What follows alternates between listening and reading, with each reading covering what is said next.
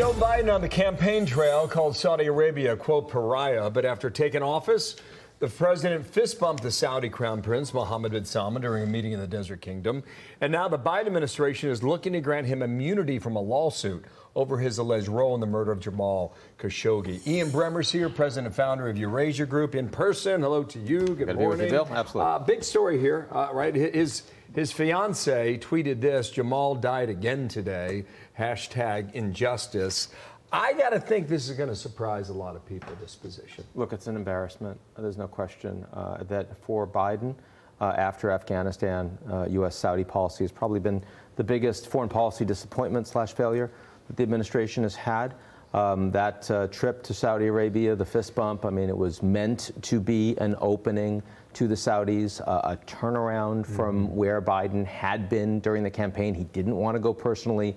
Oil prices were higher. He was getting pressured by a lot of people in his own administration to go, and it did not lead to anything from the Saudis. I think that's the big problem here. But on the Khashoggi issue, the fact that Mohammed bin Salman was not just crown prince, but his father also appointed him prime minister, something like 3 days before the judicial ruling had to come down on how they were going to proceed with this case. And yeah, the Biden administration basically told the lawyers in the State Department, you've got to give us your formal ruling. I went looking for that answer, Ian. It said purely a legal determination. Yeah. I don't know if that's true or not.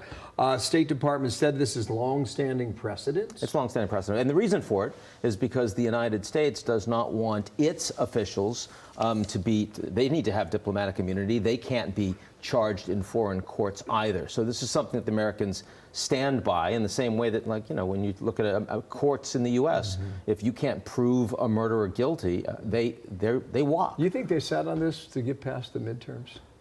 Is that too cynical? I don't know. I'm not close enough inside it. I mean, certainly, you really have to look at the timeline. If they had the ability to kick it, look, they were angry at Mohammed bin Salman for deciding that they were going to take 1 million barrels off of production 4 weeks before the midterms. Right. That was so. There's no question that electoral timing matters when it comes to the level of pique and anger that exists inside the White House at the Saudis right now.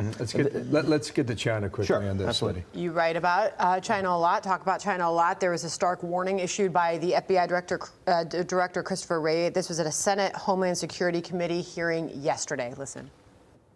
The greatest long-term threat to our nation's ideas, innovation, and economic security, our national security, is that from China. The Chinese government aspires to equal or surpass the U.S. as a global superpower and influence the world with a value system shaped by undemocratic, authoritarian ideals. Pretty strong warning. You agree with that, Ian? I think that the intelligence community across the board absolutely sees China as the most significant competitor to the United States on the global stage. This is particularly true in terms of China's ability to invest in technology. In many areas of core national security relevant technology, the Chinese and the Americans are near parity right now. No other country in the world is remotely close to that. Do you sense, I feel as if this administration and Xi Jinping's government have reached some level of détente to bring the temperature down.